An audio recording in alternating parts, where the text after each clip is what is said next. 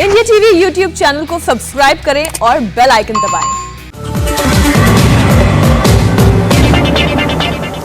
नमस्कार, मैं हूं सौरभ शर्मा। शुरुआत एक बड़ी खबर से करेंगे। देश के किसान भाइयों के लिए एक बहुत बड़ा फैसला लिया गया है। सबसे पहले इसकी डिटेल्स। डीएपी खाद पर सब्सिडी 140% तक बढ़ाई गई है। अब डीएपी का एक बोरी खाद पर 500 रुपए की जगह 1200 रुपए सब्सिडी मिलेगी। डीएपी खाद का एक बोरा 2400 रुपए की जगह 1200 रुपए में मिलेगा। इंटरनेशनल बाजार में कीमत बढ़ने के बावजूद भारत में खाद की कीमत कम ही रहेगी।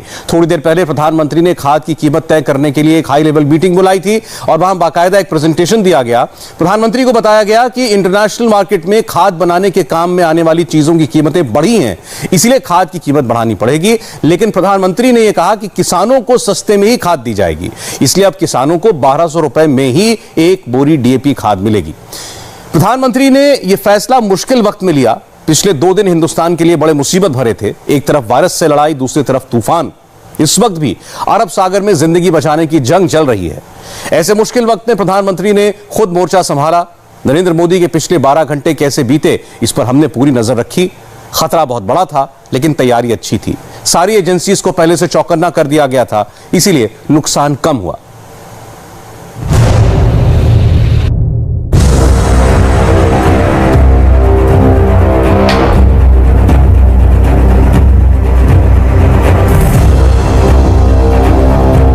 प्रधानमंत्री नरेंद्र मोदी के लिए एरियल सर्वे कोई रूटीन नहीं होता।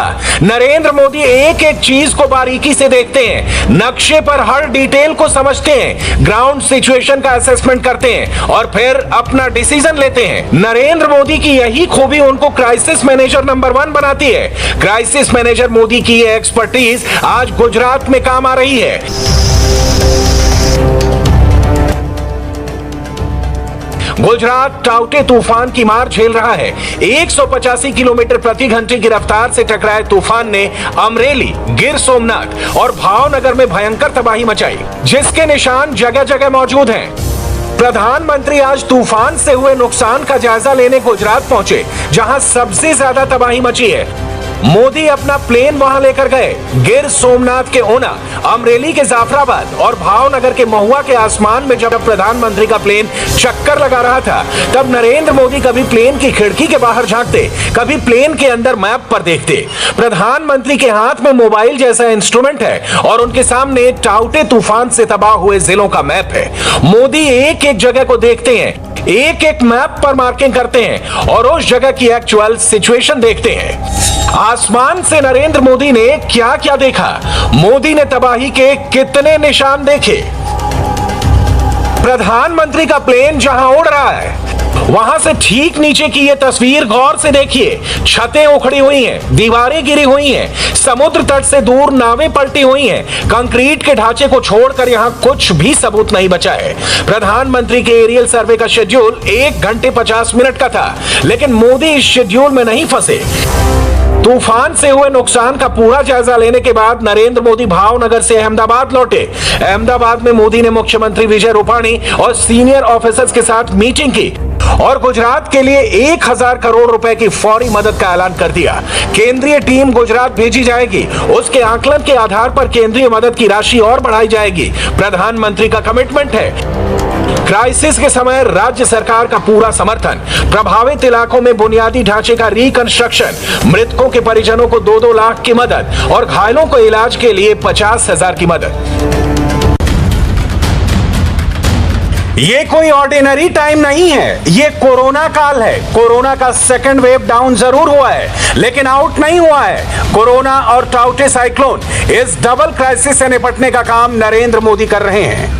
कोरोना मरीजों का इलाज भी करना है, उनको टीका भी लगाना है और टाउटे से हुई तबाही का रिकंस्ट्रक्शन भी शुरू करना है। प्रधानमंत्री मोदी ने इसकी शुरुआत 15 मई को ही कर दी थी। टाउटे तूफान आने से 3 दिन पहले नरेंद्र मोदी ने दिल्ली में हाई लेवल मीटिंग की थी और सारे डिपार्टमेंट को हाई अलर्ट पर रखा गया था। लो प्रेशर एरिया कहां बना है, डिप्रेशन कहां क्रिएट हो रहा है, तूफान किधर से चलेगा और कहां टकराएगा, नरेंद्र मोदी के पास एक एक डिटेल था। टाउटे तूफान के बारे में 14 मई को इनिशियल वार्निंग आई थी। 15 मई को इस तूफान को लेकर सीएमओ में मीटिंग भी हो गई थी। प्रधानमंत्री नरेंद्र मोदी को इस तूफान की जो इनिशियल रिपोर्ट दी गई थी उसके आधार पर ही उन्होंने इस तूफान की गंभीरता का अंदाजा लगा लिया था। दरअसल ऐसी आपदाओं से लड़ने का पीएम मोदी का पुराना अनुभव है। उन्हें पता है तैयारियां कैसे की जाती है, किसको किसको अलर्ट मोड पे रखना है, राहत और बचाव का प्लान आखिर कैसा होना चाहिए। ये तूफान 18 मई को आया, लेकिन तूफान के आने से 72 घंटे पहले ही पीएम मोदी राहत और बचाव कार्य का पूरा खाका तैयार कर चुके थे। 15 मई से ही गुजरात, महाराष्ट्र और गोवा के मुख्यमंत्रियों के साथ मोदी की हॉटलाइन ऑन कर दी गई थी। प्रधानमंत्री दमन दीव और दादर नागर हवेली के प्रशासकों से भी डायरेक्ट टच में रहे। प्रधानमंत्री ने कोरोना अस्पतालों के लिए विशेष इंतजाम करने का ऑर्डर दिया। गुजरात के 17 जिलों के 1300 कोरोना अस्पतालों को अलर्ट किया गया। सभी 1300 कोरोना अस्पतालों में डीजी सेट्स की व्यवस्था की गई। 5 जिलों में कोरोना अस्पतालों के लिए 200 additional ICU on wheels ambulance तैयार रखे गए। ये पांचों जिले टाउटे तूफान से सीधे प्रभाव में आने वाले थे। ये एम्बुलेंस इसलिए तैयार रखी गई ताकि अगर किसी वजह से मरीजों को शिफ्ट करना पड़े तो दिक्कत ना आए। मोदी के इसी प्रॉम्प्ट एक्शन का नतीजा है कि गुजरात के एक भी कोरोना अस्पताल में बिजली नहीं गई। 185 किलोमीटर प्रति घंटा के तूफान आने के बाद भी किसी कोरोना अस्पताल में किसी मरीज का इलाज बंद नहीं हुआ। दीव का एक एग्जाम्पल गौर करने लायक है। दीव का एक कोरोना अस्पताल ठीक उस जगह पर है जहां टाउटे का लैंडफॉल होने वाला था। संयोग से यहां का डीजी सेट भी खराब हो गया। पावर बैकअप अधिक से अधिक 15 मिनट तक काम कर सकता था। 15 मिनट के बाद यहां सारे वेंटिलेटर बंद हो जाते। यहां बिजली विभाग के 2 इंजीनियरों ने उसी 15 मिनट के अंदर बिजली का सिस्टम ठीक कर दिया। एक भी वेंटिलेटर बंद नहीं होने दिया और किसी भी मरीज की जान नहीं गई। नेचुरल डिजास्टर के समय ऐसी प्रॉम्प्टनेस और ऐसी अर्जेंसी नरेंद्र मोदी के लिए कोई नई बात नहीं है। 2001 कच्छ, गुजरात। जो लोग मोदी को लंबे वक्त से जानते हैं वो ये बात कभी नहीं भूलते कि 26 जनवरी 2001 को जब कच्छ में भूकंप आया था तब सभी लोग जान बचाने के लिए इधर उधर भाग रहे थे। तब नरेंद्र मोदी फौरन कच्छ पहुंच गए थे। उस समय वो गुजरात के मुख्यमंत्री भी नहीं थे। उसी साल जब मोदी सीएम बने तो पहले 100 दिनों में उन्होंने कच्छ के रिकंस्ट्रक्शन का काम किया और उसे गुजरात के विकास का इंजन बना दिया। 2021 कच्छ का एग्जाम्पल अगर आपको पुराना लगता है तो इसी साल उत्तराखंड के ग्लेशियर फटने की घटना याद कीजिए। उत्तराखंड में जब ग्लेशियर फटा तो मोदी असम में चुनाव प्रचार कर रहे थे। मोदी ने वहीं से उत्तराखंड के मुख्यमंत्री से बात की, एनडीआरएफ के डीजी से कांटेक्ट किया और लगातार सिचुएशन को ट्रैक करते रहे। सेंट्रल रेस्क्यू टीमें फौरन उत्तराखंड भेजी गई और जान बचाने का महामिशन स्टार्ट हो गया। 2020 में जब पश्चिम बंगाल और ओडिशा में अम्फान तूफान आया तब नरेंद्र मोदी फौरन हालात का जायजा लेने वहां पहुंच गए। याद कीजिए वो लॉकडाउन का समय था, सब कुछ बंद था। प्रधानमंत्री ना सिर्फ कोलकाता और भुवनेश्वर पहुंचे बल्कि सीनियर अफसरों के साथ मीटिंग भी की और रिलीफ पैकेज भी अनाउंस किया। आपदाएं किसी भी राज्य में आ सकती हैं, लेकिन अगर वहां बीजेपी का शासन हो, केंद्र की मदद कभी मिलेगी ऐसा बिल्कुल नहीं है। महाराष्ट्र, बंगाल, उड़ीसा, केरल, तमिलनाडु ऐसे तमाम उदाहरण हैं जहां बीजेपी शासित राज्य नहीं है। बावजूद इसके जब वहां पे आपदाएं आई तो पीएम मोदी ने सारे प्रोटोकॉल तोड़ते हुए बढ़ चढ़कर राज्य सरकारों के साथ कोऑर्डिनेशन किया और राहत और बचाव कार्य किया। बहुत सारे विशेषज्ञों का ये कहना है कि पीएम मोदी की राजनीति से बहुत सारे विपक्षी दल के नेता भले ही ऐतराज जताते हों, लेकिन वो भी मानते हैं कि क्राइसिस मैनेजमेंट में पीएम मोदी का जवाब नहीं और वो दलगत राजनीति से ऊपर उठकर ऐसे मौकों पर फैसले लेते हैं। क्राइसिस से निपटने के लिए मोदी मैनेजमेंट के ये एग्जाम्पल अगर आपको कम लगते हैं तो कुछ और मिसालें देख लीजिए। 2014 में मोदी के प्रधानमंत्री बनने के 2 महीने बाद ही जम्मू कश्मीर में सदी की सबसे भयंकर बाढ़ आई। तब मोदी ने 2 बार जम्मू कश्मीर का दौरा किया, पहले सितंबर में फिर अक्टूबर में। नरेंद्र मोदी ने सेना के अधिकारियों, राज्य सरकार के अफसरों और गैर सरकारी संगठनों से मुलाकात की और केंद्र की मदद से जम्मू कश्मीर को पटरी पर लेकर आए। तब के मुख्यमंत्री उमर अब्दुल्ला ने भी मोदी की तारीफ की थी। 2015 में जब चेन्नई में भयंकर बाढ़ आई तो मोदी चेन्नई पहुंच गए। मोदी ने हालात का जायजा लिया, तत्कालीन मुख्यमंत्री जयललिता के साथ मिलकर हालात का रिव्यू किया और फौरन केंद्रीय मदद की घोषणा कर दी। 10 अप्रैल 2016 को केरल के पुत्तिंगल मंदिर में हादसा हुआ और कई लोगों की जान चली गई। नरेंद्र मोदी उसी दिन हादसे वाली जगह तक पहुंच गए और कांग्रेस के तत्कालीन मुख्यमंत्री ओमान चांडी के साथ घायलों का हालचाल जाना। 2018 में केरल में जबरदस्त बाढ़ आई, तो भी वहां पहुंचने में मोदी ने देर नहीं की। केंद्रीय एजेंसियों ने रेस्क्यू ऑपरेशन चलाया और राज्य सरकार की हर संभव मदद की गई। 2019 के लोकसभा चुनावों के बीच में फणी साइक्लोन ने ओडिशा में कहर बरपाया। पुरी में तबाही मची। मोदी ने तब भी राजनीति की परवाह नहीं की और भुवनेश्वर एयरपोर्ट पर राज्य के मुख्यमंत्री नवीन पटनायक से मिलकर हालात का रिव्यू किया। आपदा चाहे जिस भी राज्य में आए, मोदी मदद करने में ये नहीं देखते कि वहां किस पार्टी की सरकार है। आपदा से निपटना और जान माल बचाना ही प्रधानमंत्री का पहला मकसद होता है। नरेंद्र मोदी ने आज गुजरात का एरियल सर्वे किया, लेकिन महाराष्ट्र की खबर लेना नहीं भूले। शिकायत करने वाले करते रहेंगे, लेकिन तथ्य ये है कि मोदी ने ओएनजीसी के P305 बार्ज पर हुए हादसे के बारे में भी रिपोर्ट ली और फंसे लोगों को जल्द से जल्द निकालने का ऑर्डर दिया। केंद्र सरकार के आदेश पर ही नेवी ने वहां रेस्क्यू ऑपरेशन चलाया और शाम तक 188 लोगों को जिंदा बचाकर मुंबई लाया गया। जैसे ही हमने देखा कि साइक्लोन आ रहा है, हमने वेस्टर्न नेवल कमांड ने अपने सारे जहाजों को तैनात कर दिया और उसके बाद जैसे ही हमें डिस्ट्रेस कॉल आना शुरू हुए, एक एक करके जहाज निकलना शुरू हो गया। अगर आप सिर्फ P305 की बात करें तो 185 लोगों की जान बचाई जा चुकी है। लेकिन मैं आपका ध्यान एक और तरफ में ले जाना चाहूंगा, जहां पर कि कई सारे ऐसे लोग थे, 2-3 और शिप्स थे, जैसे कि आप अगर गैल कंस्ट्रक्टर देखें जहां पे कि 137 लोग थे, जो कि जहाज में पानी आने के कारण, टोटल पावर फेलियर होने के कारण वो लोग जहाज से कूदना चाह रहे थे। हमें ऐसा अंदेशा हुआ कि अगर ये लोग कूद गए तो इनकी जान बचाना भी मुश्किल होगा। हमें उनका ढांढस बढ़ाए रखना पड़ा, हमें उनको अंदेशा, ये सांत्वना देते रहनी पड़ी, ढांढस बढ़ाए रखना पड़ा कि आप रहें और हम आपको इवैक्यूएट करेंगे। लेकिन भरोसा नहीं है कि हम लोग जिंदा हैं अभी। नेवी को थैंक यू वो बोलना चाहता हूँ। 11 घंटे समुद्र के पानी में रहा हूँ, इसके बाद में नेवी वालों ने आके हम लोगों को बचाया है।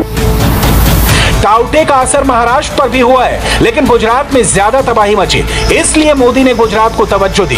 पीएम के हर मूव पर राजनीति होती रही है, आगे भी होती रहेगी। नरेंद्र मोदी इन सब की परवाह नहीं करते। देश की सियासत में आज सबसे ज्यादा चर्चा सिंगापुर की रही। दिल्ली के मुख्यमंत्री ने, दिल्ली के उप मुख्यमंत्री ने, दिल्ली के स्वास्थ्य मंत्री से लेकर देश के विदेश मंत्री और सिविल एविएशन मंत्री तक सबने आज कई बयान दिए, ट्वीट किए। सब में सिंगापुर का जिक्र था, सिंगापुर के नाम पर सफाई थी।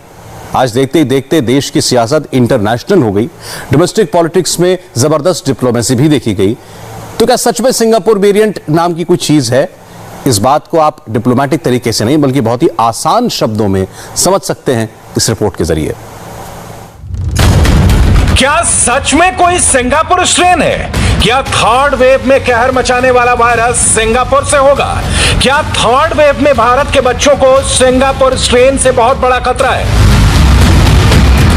सिंगापुर में सितंबर के बाद से एक दिन में सबसे ज्यादा 50 केस मिले, 10 बच्चे शामिल हैं। सिंगापुर के स्वास्थ्य मंत्री ओंग ये कोंग का कहना है कि जो स्ट्रेन मिला है वो बच्चों पर ज्यादा असर डाल रहा है। सबसे फिक्र वाली बात यह है कि सिंगापुर ने स्कूल अचानक बंद करने का फैसला किया है। सिंगापुर और रीजनल मीडिया में खबरें छपने लगी कि सिंगापुर में वायरस बच्चों को निशाना बना रहा है। कई स्कूल के बच्चे पॉजिटिव हो गए हैं। सिंगापुर में सामने आया वायरस का स्ट्रेन बच्चों के लिए खतरनाक बताया जा रहा है। सिंगापुर के शिक्षा मंत्री चुनचुन सिंह ने कहा है कि कुछ ज्यादा आक्रामक म्यूटेशन छोटे बच्चों पर अधिक हमला कर रहे हैं। बच्चों को लेकर जो फिक्र में हैं, उन्हें ये रिपोर्ट जरूर देखनी चाहिए। सिंगापुर स्ट्रेन से लेकर तीसरी वेव और उनके वैक्सीनेशन को लेकर सारी कंफ्यूजन, सभी डाउट्स क्लियर हो जाएंगे। सिंगापुर वेरिएंट क्या है? क्या ये बच्चों के लिए सबसे घातक वायरस है? ये कितना सच है? सिंगापुर स्ट्रेन का जिक्र कहां से शुरू हुआ? इसके लिए दिल्ली के मुख्यमंत्री अरविंद केजरीवाल का ट्वीट देखिए। उन्होंने लिखा कि सिंगापुर में कोरोना का नया रूप बेहद खतरनाक है और तीसरी लहर में यह भारत को बड़ा नुकसान पहुंचा सकता है। इसलिए केंद्र सरकार सिंगापुर की फ्लाइट्स पर रोक लगाए और बच्चों को जल्दी वैक्सीन लगाई जाए। लंदन में एक नया स्ट्रेन आया था पहले, उसके बारे में भी बहुत लोगों ने अलर्ट दिया था। साइंटिस्ट ने वार्न किया था, डॉक्टर्स ने वार्न किया था कि लंदन में एक नया स्ट्रेन आया है और उससे पूरी दुनिया को अलर्ट रहने की जरूरत है। भारत सरकार ने समय रहते कोई कदम नहीं उठाया और लंदन में आए उस स्ट्रेन की वजह से और भारत सरकार की लापरवाही की वजह से आज देश की हालत देखिए क्या हो गई है। सिंगापुर के स्वास्थ्य मंत्रालय ने केजरीवाल के इन दावों को खारिज कर दिया। Test results was that the Singapore में जो कोरोना स्ट्रेन के टेस्ट हुए हैं, पिछले 2 हफ्ते के जो आंकड़े हैं उसके रिजल्ट बताते हैं कि वो भारत में मिला वेरिएंट ही है। इसके बाद हम काफी फिक्र में थे और आज सुबह हमारे विदेश मंत्रालय ने सिंगापुर में जो भारत के उच्चायुक्त हैं उनको बुलाया और उनसे बात की, इस बारे में उनसे शिकायत की कि दिल्ली के एक बड़े नेता ने सिंगापुर वेरिएंट को लेकर जो दावे किए हैं वो पूरी तरह गलत हैं। सिंगापुर स्ट्रेन को लेकर जो उन्होंने बात की है वो उसे साबित नहीं कर पाए हैं, इसमें कोई सच्चाई नहीं है। सिंगापुर स्ट्रेन की बात को हमारी सरकार सिरे से खारिज करती है। in Delhi had failed to ascertain facts before making those claims and those assertions. मामला इंटरनेशनल है, इसलिए विदेश मंत्री एस जयशंकर ने भी ट्वीट किया और कहा कि केजरीवाल की बात बेबुनियाद है। उन्होंने लिखा कि कोरोना के खिलाफ भारत और सिंगापुर मजबूत पार्टनर हैं और कुछ लोगों के गैर जिम्मेदाराना बयान इस समझदारी को नुकसान पहुंचा सकते हैं। केजरीवाल का बयान भारत का बयान नहीं है। लेकिन दिल्ली के स्वास्थ्य मंत्री सत्येंद्र जैन ने दावा किया कि अलग स्ट्रेन की बात पुख्ता कर ली गई है। इस टाइम कोरोना के बहुत सारे स्ट्रेन हैं। जैसे जैसे म्यूटेट होता रहता है वैसे स्ट्रेन का नाम अलग अलग रखा जाता है। तो इंडिया में कई सारे स्ट्रेन इस टाइम चल रहे हैं, तो जीनोम सीक्वेंसिंग से पता लगता है। तो शाम तक इसको क्लियर कर लेंगे। सिंगापुर का ये कहना है कि जो स्ट्रेन कहां से है, जो बात कही गई है कि इंडियन स्ट्रेन है, इसको बता देंगे आपको। स्ट्रेन तो अलग है ही, ये तो पक्का क्लियर है। इस वक्त भारत में कोरोना से जो जाने जा रही हैं उसके पीछे B.1.617 वेरिएंट बताया जा रहा है। दूसरी लहर में इसी स्ट्रेन ने सबसे ज्यादा जाने ली है। सिर्फ अप्रैल में 48,000 लोगों की मौत हुई है। मई महीने में 71,000 से ज्यादा लोग मर चुके हैं। लेकिन सिंगापुर स्ट्रेन या सिंगापुर वेरिएंट की बात सुनकर लगता है कि ये इससे भी ज्यादा खतरनाक वर्जन है। क्या सही में ऐसा है? ये समझने के लिए हमने वहां इंटरनेशनल मीडिया और सिंगापुर मीडिया की रिपोर्ट्स देखनी शुरू की और तब ये समझ में आया कि सिंगापुर तो भारत से आए स्ट्रेन को लेकर ही परेशान है। वहां भी B.1.617 वेरिएंट के नए केस मिल रहे हैं। सिंगापुर के एक हॉस्पिटल और वहां के एयरपोर्ट पर इसके कई केस ट्रैक किए गए हैं। जितने भी अभी जो रिसेंटली केसेस बढ़ने शुरू हुए हैं, सो जब से यहाँ पर 20 से 30 केस डेली मिलने को मिल रहे हैं, उनमें से अधिकतर जो केस है वो B.1.617 से पीड़ित है, जो कि एक्चुअली भारत में भी नहीं, ये पहले ब्रिटेन में और यूएस से ये वेरिएंट एक्चुअली आया था और इसको डबल म्यूटेंट भी कहा जाता है। साइंटिफिकली इसका कोई ऐसा ये डबल म्यूटेंट नहीं होता है। इस वायरस के एक्चुअली 13 स्पाइक प्रोटीन होते हैं, उसमें से जो दो प्रोटीन जो जिन्होंने जो इन्फेक्शन फैलाए थे वो उनको बोल के इनको डबल म्यूटेंट बोला जाता है। बट ये कहना बिल्कुल गलत है कि कोई ऐसा सिंगापुर स्ट्रेन है। ऐसा कोई सिंगापुर स्ट्रेन नहीं है। सिंगापुर में कोरोना का मौजूदा हाल क्या है, इसे बताने से पहले वहां की मौजूदा कोरोना रिपोर्ट पर एक नजर डालिए। सिंगापुर में अब तक 61,700 केस आए हैं और सिर्फ 31 लोगों की मौत हुई है। एक्टिव केस भी 500 से कम है, लेकिन सिंगापुर में सिर्फ मई महीने में 500 नए केस आए हैं। सिंगापुर में कुछ केसेस मिले हैं, 100 से कम अभी हुए हैं। ये वायरस का नाम है B.1.617 और ये डबल म्यूटेंट वायरस है जिसके 2 पार्ट हैं। एक तो है E.484Q जो कि फरवरी 2020 में कैलिफोर्निया में मिला था और L.452R जो कि डेनमार्क में मिला था। इसके 2 पार्ट ये हैं। अब तीसरा पार्ट भी रिपोर्ट किया गया कुछ दिन पहले।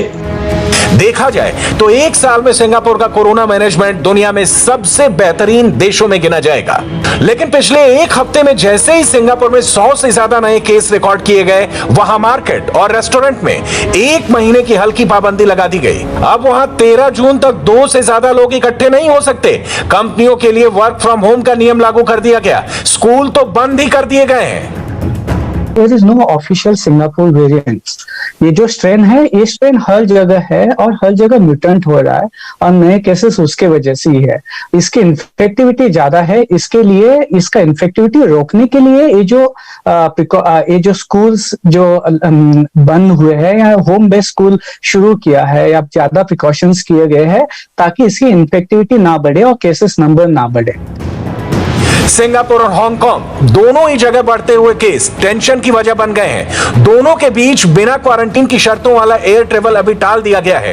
कोरोना के बढ़ते खतरे को देखते हुए सिंगापुर ने 12 से 15 साल के बच्चों के लिए वैक्सीनेशन शुरू कर दिया है। इन बच्चों को फाइजर की वैक्सीन दी जा रही है जो अमेरिका से आयात की गई है। फाइजर का वैक्सीन यहाँ पर देने की बात चल रही है, बट एक चीज यहाँ पे बहुत इंपॉर्टेंट है कि बच्चों में वो बच्चे जिनको पहले से ही कोई बीमारी हो, जैसे बच्चे जिनको मोटापा हो या जिनको डायबिटीज हो या अस्थमा हो, ऐसे बच्चों में ये बीमारी कोविड का जो सिवियरिटी है वो ज्यादा देखने को मिलती है रादर देन जो बच्चे हेल्दी हैं।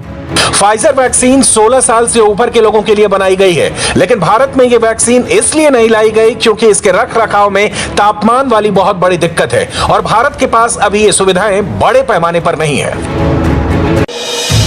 लेकिन भारत में बच्चों का वैक्सीनेशन शुरू हो, इसकी कोशिशें शुरू हो गई हैं, क्योंकि भारत में बच्चे भी कोरोना से संक्रमित हो रहे हैं और उनके अस्पताल और आईसीयू तक पहुंचने की नौबत भी आ रही है। डॉक्टर राजीव सेठ। और बच्चों में जो सीवियर केसेस हैं उसमें बच्चे शॉक और डीआईसी और एक तरह से आईसीयू में एडमिट होने लगे। डॉक्टर समीर पलटेवार। वायरस हमसे आगे है, इट्स अहेड ऑफ अस, तो उस हिसाब से ये ट्रायल काफी इंपॉर्टेंट है। Doctor CM Singh. स्कूल बंद हो गए तो बच्चे घर में हो गए तो थोड़ा बहुत कुछ परसेंटेज में कम होगा उनकी सीरो पॉजिटिविटी, अदरवाइज वो इन्फेक्टेड रहे हैं। डॉक्टर संजीव सिन्हा। देखिए, आने वाले समय में बच्चे स्कूल भी जाएंगे, बच्चे पार्क में खेलने भी जाएंगे और एक्टिविटीज में इन्वॉल्व होंगे, तो बच्चों के लिए वैक्सीन होना is very important. In doctors की बात को और तफसील से समझने से पहले आपको बता दें कि अब भारत में 2 साल से 18 साल के बच्चों के लिए वैक्सीनेशन के दूसरे और तीसरे फेज का क्लिनिकल ट्रायल जल्द शुरू हो जाएगा। इस ट्रायल में भारत में ही बनी कोवैक्सीन का इस्तेमाल किया जाएगा। भारत के लोग इस वक्त कोरोना की तीसरी लहर को लेकर टेंशन में हैं। साथ में सिंगापुर में कोरोना के एक नए स्ट्रेन की चर्चा ने घबराहट बढ़ा दी है। ये वाकई सिंगापुर का वेरिएंट है या भारत से पहुंचा स्ट्रेन है, इस पर और रिसर्च की जरूरत है। लेकिन एक बात तय है कि भारत अब कोरोना की तीसरी लहर की तैयारी कर रहा है और इसके लिए बच्चों का वैक्सीनेशन बहुत जरूरी है। जैसे स्वीडन में, स्विट्जरलैंड में, इवन फ्रांस में यंग एडोलेसेंट और पीडियाट्रिक एज ग्रुप में इन्फ्लेमेटरी सिंड्रोम देखा गया। तो इसलिए हमें इसके लिए बेटर ऑलवेज बी रेडी। बच्चों का एंटीबॉडी टेस्ट होता है और उनका आरटीपीसीआर का टेस्ट होता है और कुछ चीजें उनका फिजिकल एग्जामिनेशन होते हैं। तो जो बच्चा कोविड के एंटीबॉडी में नेगेटिव है और जो इस समय उसको कोविड नहीं है, जो हम आरटीपीसीआर से देखेंगे, और जो अदरवाइज फिजिकली हेल्दी है, उसी को हम शामिल करेंगे इस स्टडी में। बच्चों की वैक्सीन को लेकर इस वक्त कई सवाल हैं। बच्चों पर वैक्सीन का ट्रायल कैसे होगा? बच्चों की वैक्सीन कब आएगी? बच्चों के लिए कोवैक्सीन का ट्रायल दिल्ली और पटना के एम्स हॉस्पिटल के अलावा नागपुर के मेडिट्रीना इंस्टीट्यूट में होगा और फिर इसका रिजल्ट एनालिसिस होगा।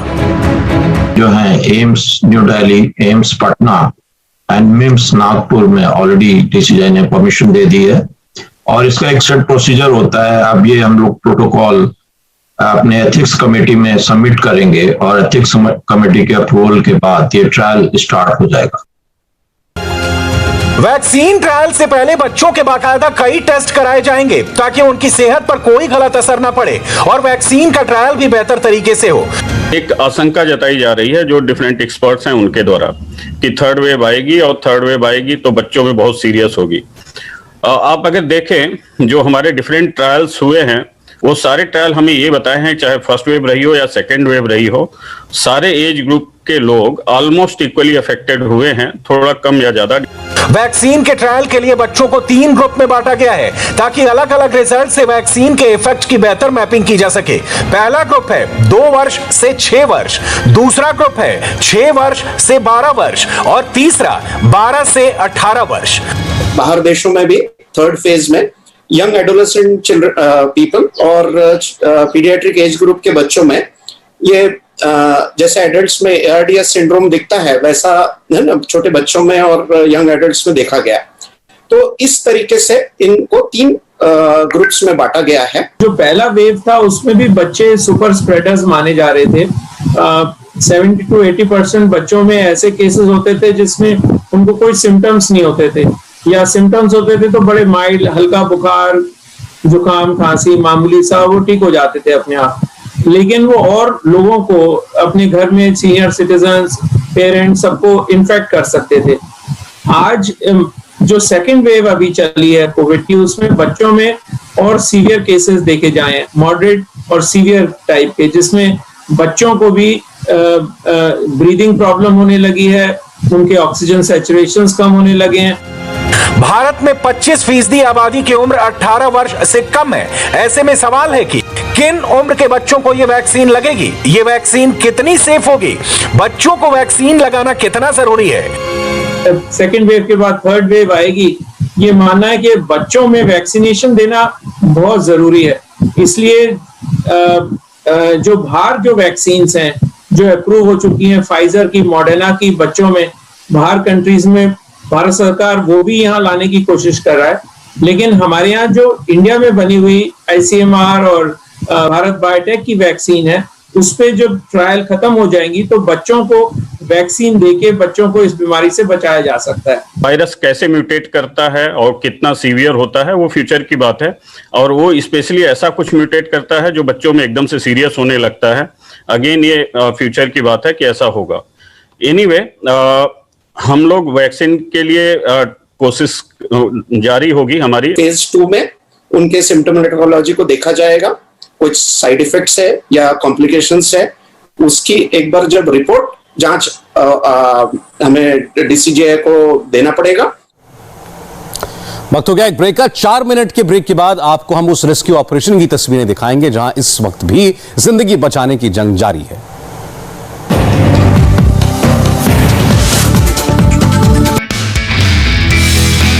नमस्ते, मैं हूं मीनाक्षी जोशी। वीडियो और खबरों से अपडेट रहने के लिए India TV YouTube channel subscribe करें, बेल आइकन दबाना ना भूलें। जुड़े रहें इंडिया टीवी के साथ।